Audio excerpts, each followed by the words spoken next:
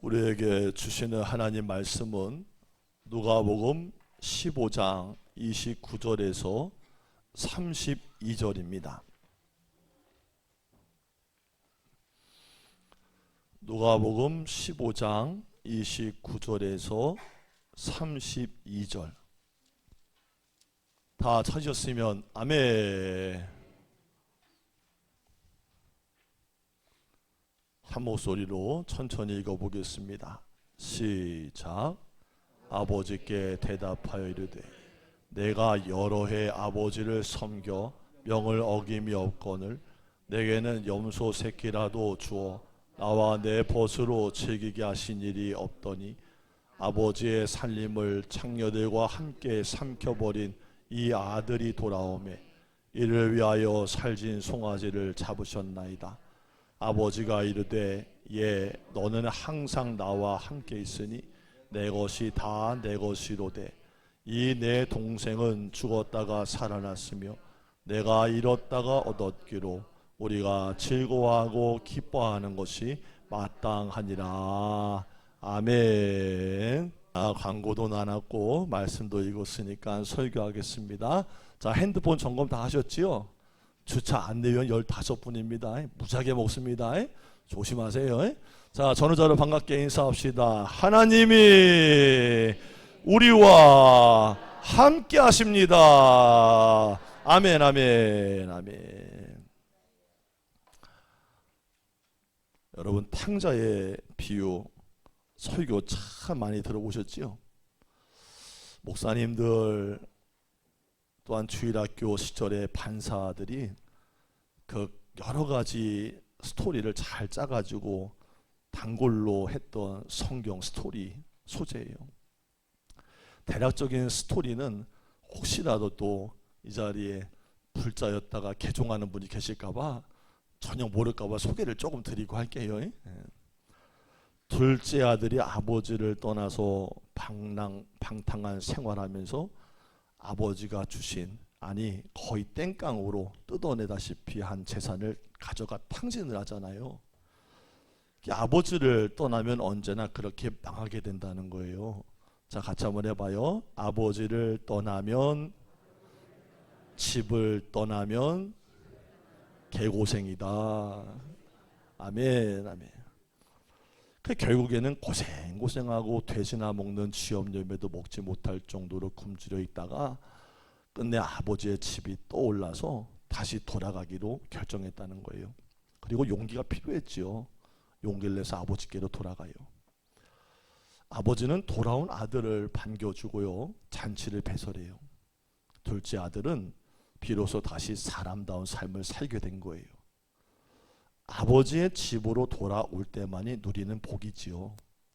그래서 우리들도 하나님께로 돌아가야, 모든 영혼이 아버지께로 돌아가야 생명을 얻고 살 수가 있습니다. 아마 지금 들려드린 이 스토리는 탕자의 비유의 불변한의 해석일 것이라고 생각을 해요. 그런데 정말 그게 다일까라는 거예요. 아버지의 집에만 지가 배가 고파서 힘들어서 돌아가면, 아버지에게만 가면 모든 게 다 끝나나? 이런 약간의 다른 방향에서의 생각도 해보게 되는 거예요. 그런데 그 나름의 이유도 있겠죠. 생각을 달리하는 거, 그것은 바로 맏아들이 있기 때문이에요. 누가 있다고요? 맏아들 존재 때문이에요.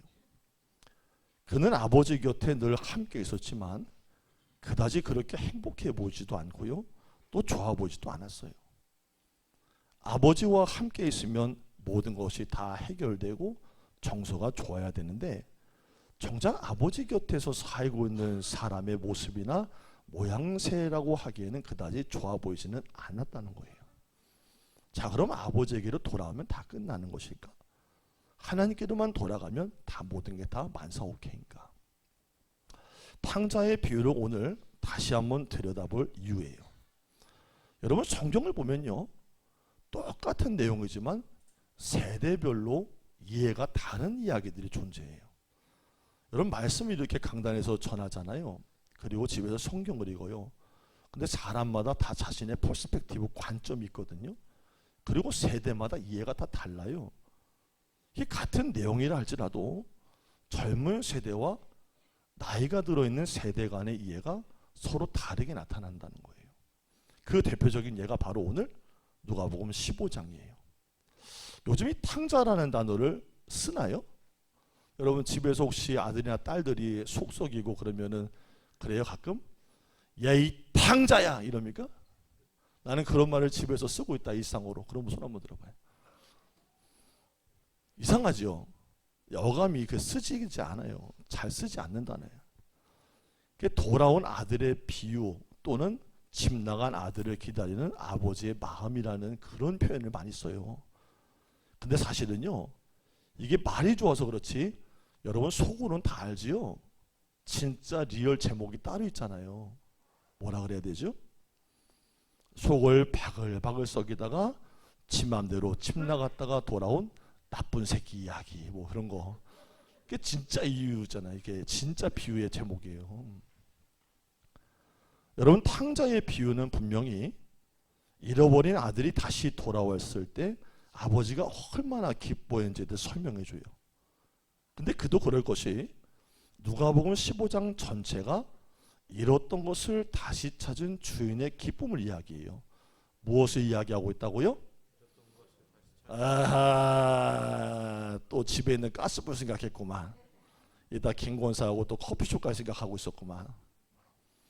잃어버렸던 것을 다시 찾은 주인의 기쁨. 시작.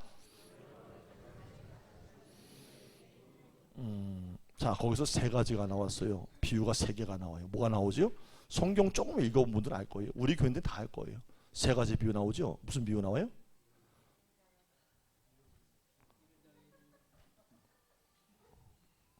할렐루야! 잃은 양의 비유, 잃어버린 드라크마 동전의 비유, 그리고 비유 뒤에 마지막 오늘 탕자의 비유를 말씀했어요.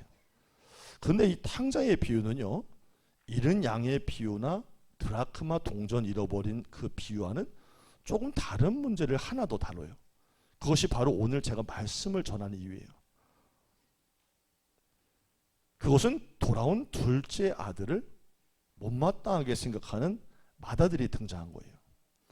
오늘 여러분들이 이 본문을 읽으면서 29절 32절까지 읽으면서도 여러분들 머릿속에 둘째 아들 탕자에만 집중되어 있다 보면요, 맏아들이 눈에 잘 안 들어와요. 이게 참 희한합니다. 그래서 이 비유를 설명하고 설교할 때는 계속 둘째 아들 얘기만 하는데, 여러분 오늘 29절에서 32절 말씀은 사실 포커스가 둘째 아들이 아니에요. 맏아들에 대한 얘기예요. 그러니까 이 제목을 다시 얘기하면 어떻게 되냐, 오늘은 탕자의 비유라기보다는 뿔난 맏아들의 이야기예요. 그의 심정을 이야기하고 있는 거예요. 여러분 정말일까 싶지만요, 부모와 자식 간의 사랑조차도 못마땅하게 생각하는 사람들이 있어요. 그들은 아버지가 다른 형제를 애틋해하는 모습조차도 이해하지를 못합니다. 요즘엔 부모의 재산을 두고 피터지게 싸우는 소송권 형제들의 이야기가 우리 주변에 흔하잖아요. 이게 법적인 갈등을 넘어서서 이게 가족 간의 살해 현장이 되기도 하고 범죄 사건이 이어지기도 합니다. 근데 그것은 비단 수천억 원의 재벌 가만의 이야기가 아니에요. 우리 주변에서 실제로 부모의 재산 분할 문제로 아주 의강이 나는 형제들이 정말 심심치 않게 보입니다. 여러분 제가 목사라는 특수한 일을 감당하고 있다 보니까 장례를 참 많이 치르게 돼요. 그 남겨진 유가족들, 형제들을 가만히 보면 장례를 치를 동안엔 괜찮아요. 그리고 한 일주일도 괜찮습니다. 그런데 시간이 조금 지나고 나면요, 벌써 불협화음이 들려와요. 자녀들, 형제들 간에, 하다못해 손주들 간에도 막 다툼이 시작되는 거예요. 오죽하면 부모님의 장례를 다 치르고 난 후에 형제들이 싸우지 않고 화목하면요, 저 집은 정말 가진 게 없구나, 그런 얘기를 할 정도라는 거예요. 화목한 집은 정말 가진 게 없어서 싸울 일이 없다는 얘기지. 자, 우리 집이 그러면 아멘? 형제들 간의 재산 다툼이 보편화된 게 요즘이에요. 여러분 심리학자들은요, 형제가 형제를 미워하는 것은 단순히 형제가 싫어서라기보다는요, 그 내면에 잘못된 형제를 옳게 판단하지를 못하는 아버지를 극혐하는 마음이 있기 때문이래요. 즉 아버지에 대한 불신이 형제를 사랑하지 못하게 만든다는 거예요. 근데 가정사역에 있어서도 부모님과의 관계에서 받았던 성장기의 깊은 상처를 해결하지를 못하고 자라나게 되면 나중에 그가 성인이 되어서도 형제나 자기의 자녀들과의 관계가 원만하지 못한 게 많다는 게 거의 정설입니다. 그런데 아버지에 대한 불신의 뿌리가요, 형제와 내 자녀들 간의 관계도 이해하지 못하고 미워지게 만드는 원인이 된다는 거예요. 여러분, 탕자의 비유에서 마다들은 아버지에 대한 마음이 어땠을까요? 불신의 골이 깊었어요. 우리가 이 비유에서 인생을 파란만장하게 살다 돌아온 둘째 아들과 그를 기쁘게 맞이하는 아버지에게만 초점을 맞추다 보면 자칫 불만을 토로하는 맏아들에 대해서는 깊이 배려하거나 사력 있게 생각하지 못하고 그냥 넘어갈 수가 있습니다. 그러나 우리 예수님은 맏아들의 불만의 소리를 섬세하게 담아내세요. 그게 오늘 본문이에요. 바로 여기에서요, 세대별로 이해가 다른 부분이 나와요. 잘 들어보세요. 여러분, 보통 젊은 세대들은 맏아들의 오늘 이 불만이 대체적으로 어떻다고 이야기할까요? 젊은 세대들은요, 이해가 간다는 입장이에요. 아, 이해가 간다. 나 심정적으로 이해가. 맏아들이 이처럼 아버지에게 불만을 표현하는 것은 할만해 라고 여긴다는 거예요. 즉 맏아들은 공정과 공평으로 제대로 상황을 판단하지 못하는 아버지를 이해하지 못하는 것이고, 그런 아버지에 대한 강한 불신을 표현하고 있는 것이니 나름 정당해라고 판단한다는 거예요. 누가? 젊은 세대들이 말이에요. 그런데 나이가 지긋한 세대들은 이해가 사뭇 달라요. 그들은 누가 옳다고 말하죠? 아버지가 이해가 간다고 말을 해요. 아니, 이해가 가는 정도가 아니라요, 아버지가 공평하다고 말합니다. 맏아들에게 한 행동이나 둘째에게 했던 행동이 모두 공평하다고 본다는 거예요. 그것이 누구의 마음이에요? 아버지의 마음이라는 거예요. 맏아들은 자기는 늘 아버지의 지근척거리에서 아버지를 모시고 정말로 아버지의 재산을 불리기에 애를 쓰고 있었지만, 친구들과 마음 편히 불러서 염소 새끼 한 마리 잡아 먹어본 적도 없는데 아버지가 그 아들의 불만을 들으면서 한다는 얘기가, 야, 내 것이 다 내 것이야 라고 들어보면은 마음에도 와닿지 않을 말을 들고 있다는 거예요. 그러니까 펼쳐지는 상황은 전혀 내게는 와닿지 않는데 내 것이 다 내 것이니 참아라 이런다는 거죠. 아버지는 그 상황 자체를 섬세하게 이해하지 못해요. 공평하다고 생각해요. 그렇기 때문에 아버지 입장에서는 오히려 컴플레인하고 있는 이 맏아들이 내 마음을 정말 몰라준다는 생각이 들어서 섭섭할 뿐입니다. 여러분, 아버지를 믿고 사랑하는 사람들에게 공통적인 특징 두 가지가 나타난대요. 하나는 아버지의 마음을 갖는 거예요. 같이 한번 해봐요. 아버지의 마음을 갖는다. 여러분, 우리가 결혼해서 자식을 낳고 기르면 비로소 누구의 심정이 보인다 그랬죠? 부모님의 심정이 보이는 거예요. 이건 뭐 공부해서 되는 게 아니에요. 자연스레 알게 되는 거예요. 부모의 마음은 사람이 나이를 많이 먹어 자연스럽게 깨닫는 것이 아니라 내가 그 부모의 자리에 서볼 때 잘 헤아릴 수 있다는 게 맞는 것 같아요. 그래서 나온 말이 그런 말도 있잖아요. 속세기는 자식한테 하는 말, 너도 나중에 네 새끼 낳아서 길러봐라. 그래야 내 심정을 알게 될 거다. 여러분, 부모님의 마음을 가질 때 사건과 상황을 보고 해석하는 눈이 달라진다는 거예요. 눈이 여러 가지가 있어요. 자식의 눈으로 보는 거, 형제와 형제 간의 눈으로 보는 거, 그리고 부모의 눈으로 보는 건 엄연히 다른 차원이에요. 아버지를 사랑하는 사람들의 첫 번째 특징, 아버지의 마음을 안다는 거예요. 자, 그럼 또 다른 특징이 뭐냐? 아버지의 계획과 결정을 신뢰하고 따른다는 거예요. 시작. 자, 이때쯤 자거든. 할렐루야. 다시 한번 시작. 언제 치고 들어갈지 모르는 거예요. 목사님은 항상 준비가 돼 있어야 되는 거예요. 아버지의 마음을 아니까 그분을 결정을 신뢰하는 거예요. 여러분, 아버지를 믿는 사람은요, 아버지가 뭘 하든 따라가요. 믿는다는 게 그런 거 아니에요?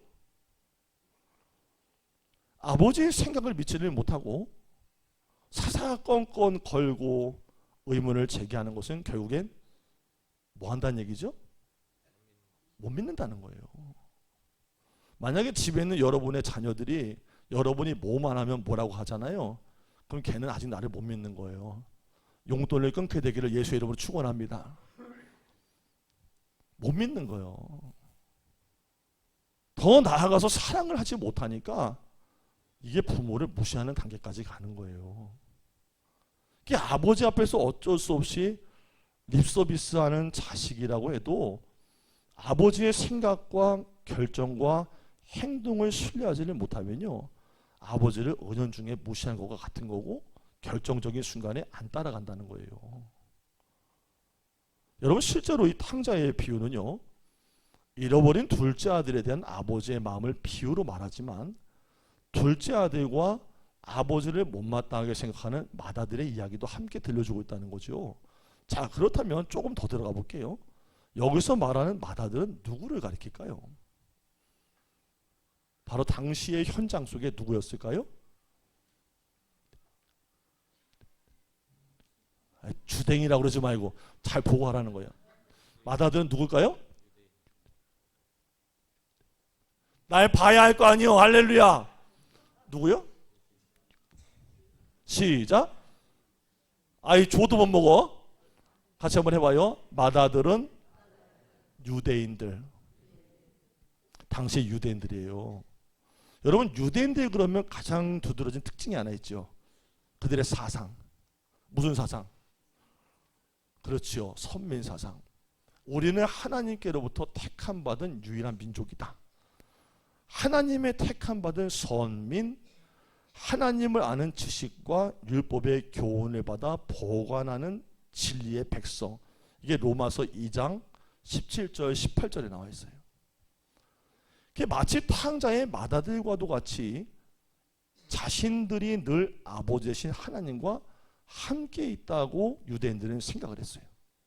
그러나 그들은 자신들이 하나님의 진짜 아들이라고 말하면서도 아버지의 마음은 품지를 않았고요, 아버지의 생각과 계획과 결정을 신뢰하지를 않았어요. 유대인들은 자신들이 하나님의 자녀로서 하나님을 섬긴다 하면서 결국은 하나님을 믿지 못하는 백성이 된 거예요. 그러니까 결국엔 그게 뭐예요? 믿지를 못하니까 무시하는 거예요. 이스라엘을 위한 하나님의 계획도 알지 못했고 하나님이 좋아하시는 일이 뭔지도 알지를 못했으며 하나님이 결정하신 것도 전혀 눈치를 채지를 못했다는 거예요. 그리고 가장 중요한 것, 이 대림절 예수님이 오시는 이 시점에 제일 중요한 거, 하나님이 보내신 하나님의 사랑하는 아들 예수 그리스도를 영접하기는커녕 알아보지도 못했다는 거예요. 그들은 오히려 하나님의 아들이신 예수님을 배척하고 죽이려고 했어요. 그것은 하나님을 모독했다는 이유를 들었기 때문이에요. 신성 모독이라는 죄를 뒤집어 씌웠어요. 제가 요한복음 10장 31절에서 34절에 예수님을 신성 모독죄라고 몰아붙이는 유대인들 이야기를 들려드릴게요. 유대인들이 다시 돌을 들어 치려 하거늘. 누구를? 예수님을. 예수께서 대답하시되 내가 아버지로 말미암아 여러 가지 선한 일로 너희에게 보였거늘 그 중에 어떤 일로 나를 돌로 치려 하느냐? 유대인들이 대답하되 선한 일로 말미암아 우리가 너를 돌로 치려는 것이 아니라 네가 신성모독을 함이니 내가 사람이 되어 자칭 하나님이라 함이로다. 예수께서 이르시되 너희의 율법에 기록된 바 내가 너희를 신이라 하였노라 하지 아니하였느냐. 유대인들이 예수님에 대해서 뭐라고 했다고요? 신성 모독죄라는 거예요. 어떻게 하나님의 아들이라고 네가 신적인 영역에 있다고 말할 수 있냐 했다는 거예요. 자, 그렇다면 이 요한복음 10장에 나오는 예수님과 유대인들의 대화 속에서 정말 그럼 누가 누구를 모독하고 있는 거예요? 유대인들이 하나님을 모독하고 있는 거예요. 하나님이 보내신 이를 믿지 못하는 것은 하나님의 계획을 부정하는 거예요. 다시 말씀드릴게요. 지금 살아가는 이 땅의 75억 인구 중에 하나님의 아들 예수님을 하나님이 보내신 자, 아들이라고 메시아라고 그리스도라고 인정하지 않는 자는 자기는 전혀 깨닫지 못하는 사이에 하나님을 무시하는 거예요. 그것을 하나님을 믿지 못하는 거예요. 아들을 믿지 아니하면 하나님을 무시하는 거예요. 왜? 그 아들을 누가 보냈기 때문에? 아버지 하나님이 보냈기 때문에. 그래서 유대인들은 지금 하나님께 신성 모독 죄를 말하고 있지만 자신들이 저지르고 있다는 거예요.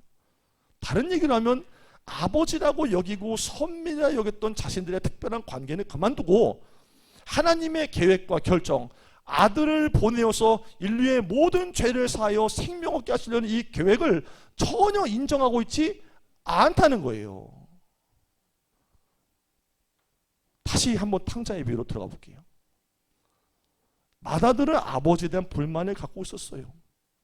아버지가 불공평하다, 사고만 치는 둘째 녀석 재산 가져가서 다 털어먹은 놈은 책망하지 아니하시고 도리어 그를 위해 잔치까지 벌여주시니 난 도저히 참지 못하겠다. 그간 눌러왔던 뚜껑이 열려버린 거예요.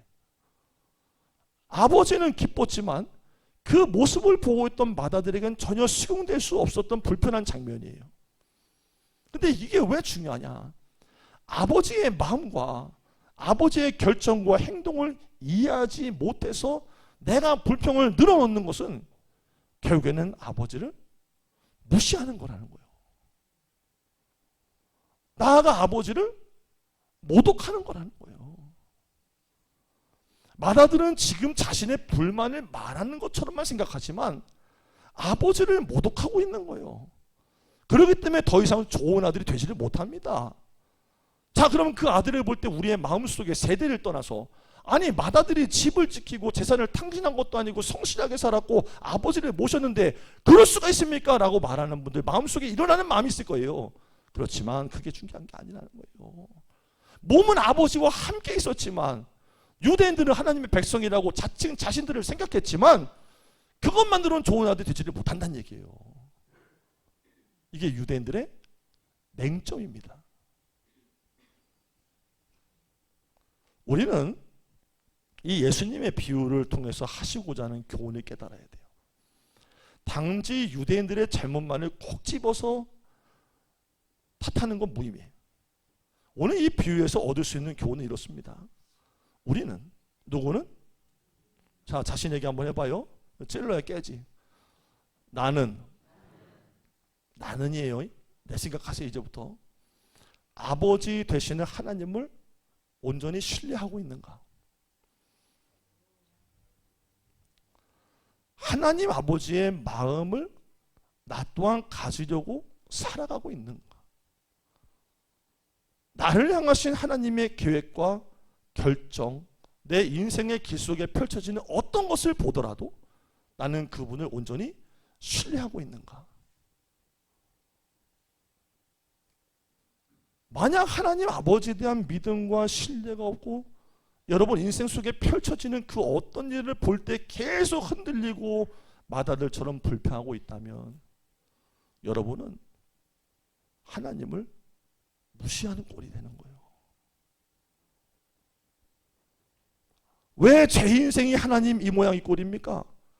남들은 평탄하게 다 잘 사는 것 같은데 왜 저만 이렇게 고난의 길을 걸어야만 합니까? 왜 제 기도에는 응답이 없고요, 내 자식들은 여전합니까? 하나님 정말 제게만 이러실 겁니까? 이런 질문과 불만을 계속 오랜 세월 가지고 품고 살아온 상태라면 그분은 지금 자신도 모르게 하나님을 무시하고 사는 건지도 모른다는 얘기예요.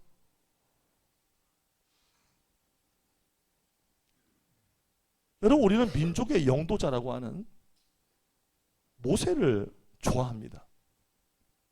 그 이유는 믿음과 모세의 지팡이 끝에서 나오는 능력이 우리 삶에도 있기를 바라는 마음 때문이에요.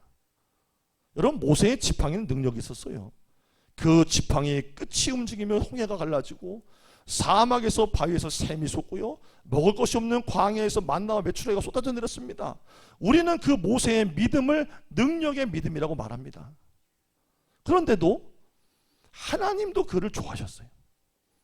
하나님이 모세를 얼마나 좋아하셨던지 민수기 12장 3절에 보니까 이런 말씀이 있어요.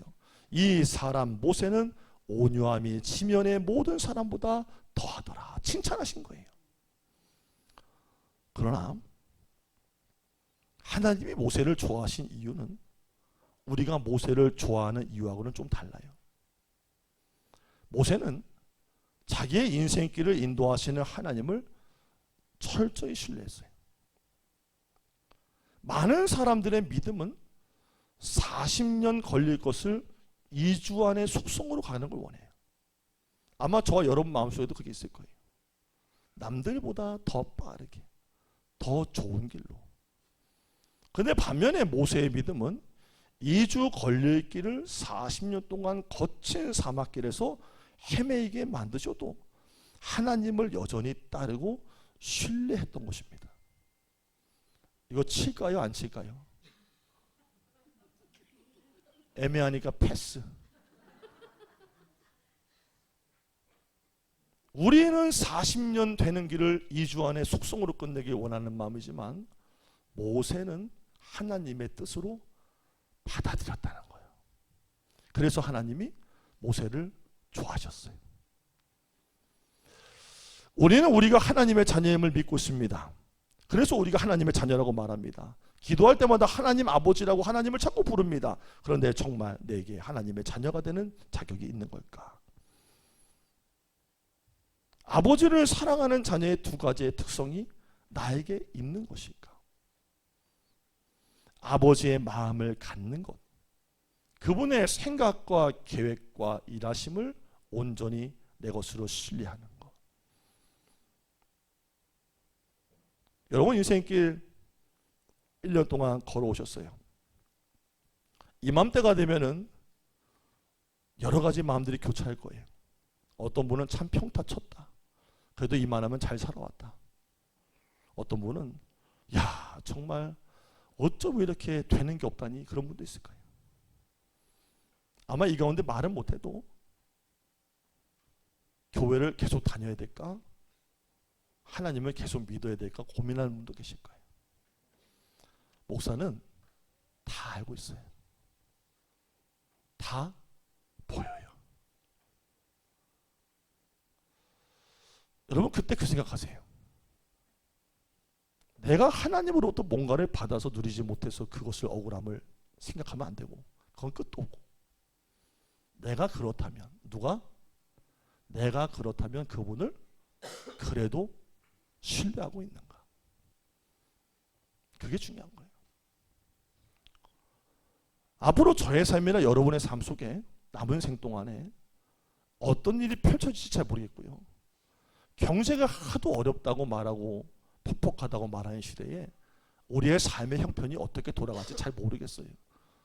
그럼에도 불구하고 저는 하나님을 신뢰합니다. 여기 써 있는데 겁나게 박수를 치고 환호할 것이라고. 저는 하나님을 신뢰합니다. 할렐루야. 여기 또 써 있는데 왼쪽에 야간대. 다시 한번, 저는 그럼에도 하나님을 신뢰합니다. 하나님을 신뢰하는 자를 하나님이 찾으시는 시대예요. 주일날 교회 오면 다 믿음이 있어 보이죠. 어느 누가 없어 보입니까? 그럼에도 모세처럼 묵묵히, 다니엘처럼 묵묵히, 요셉처럼 묵묵히 그 길을 끝까지 순종할 수 있는 자가 누군지를 하나님은 지금도 찾고 계십니다. 이제 올해 따져봤더니 아침에 새벽 예배 끝나고 따져봤어요. 24일 남았어요. 그동안 마음속에 원망과 삶의 불평으로 가득한 마음이 있었다면 회개할 거 회개하고, 새해 해가 다시 떠오르기 전에 제 마음을 다잡고 하나님을 나의 주인으로 모십니다 인정할 수 있는 저와 여러분 되기를 예수의 이름으로 축원합니다. 기도하겠습니다.